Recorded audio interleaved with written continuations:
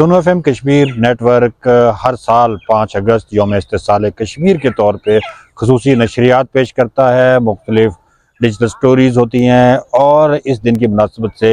اپنے سامعین اور ناظرین کی آگاہی کے لیے مختلف پروگرامات منعقد کرواتا ہے۔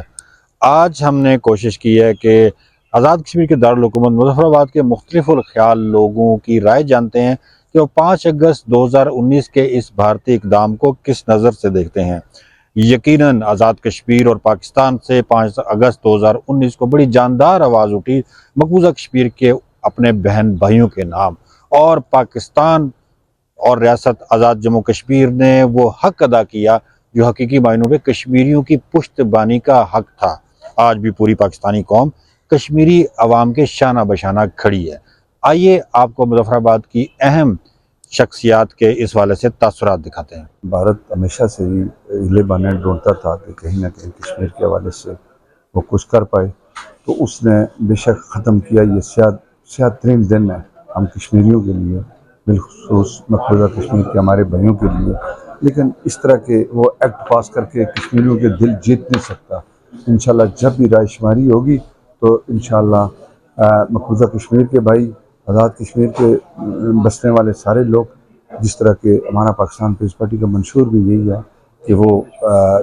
جو وہاں پہ لوگ رائے شماری ہوگی، جو فیصلہ کریں گے انشاءاللہ وہی جو ہے نا کشمیریوں کے لیے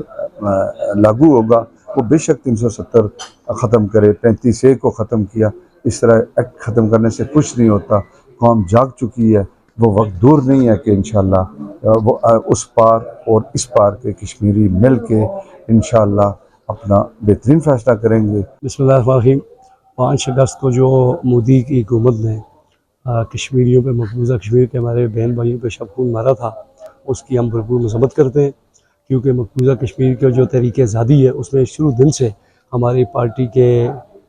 قائد عوام شہید ذوالفقار علی بھٹو نے کہا تھا کہ 1000 سال تک کشمیریوں کے لیے جنگ لڑیں گے۔ ہم اس نعرے پہ، اس ویژن پہ، ان کے نظریے پہ آج تک قائم ہیں، اور انشاءاللہ تعالی ہم مقبوضہ کشمیر کے بہن بھائیوں کے ساتھ ہیں۔ جو مودی کی حکومت نے جو گجرات کا کسائی ہے، اس نے وہاں پہ ہمارے مقبوضہ کشمیر کے بہن بھائیوں کے جو حقوق پہ شب خون مارا 5 اگست کو، اس کی ہم مذمت کرتے ہیں۔ کشمیریوں کے ساتھ ایک عرصے سے جس طرح ہندوستانی فوج ہندوستان نے جو ظلم و ستم کیا، جس طرح وہاں پہ جبرانہ قبضہ کیا، اس کا جو 5 اگست 2019 کو جس طرح انہوں نے جو کشمیر کی آئینی حیثیت تھی اس پہ وار کیا، اس پہ پوری دنیا میں جو مقیم کشمیری ہیں بالخصوص وہ سراپا احتجاج ہیں، اور ہر سال کی طرح اس مرتبہ ہم یہ پورا بھرپور احتجاج کریں گے۔ بھارت جو ایک دہشت گرد ریاست ہے، اور ہم اپنے کشمیری بھائیوں کے ساتھ ہمارا دل دھڑکتا ہے، ہم پاکستانی ہیں، پاکستان ہمارا ہے، یہ نعرہ ہمارے کشمیر سے آ رہا ہے، اور ہمارے دلوں میں بھی پاکستان بستا ہے اور پاکستان ہمارا ہے، اس میں کوئی شک نہیں ہے۔ بھارت ایک دہشت گرد ریاست ہے۔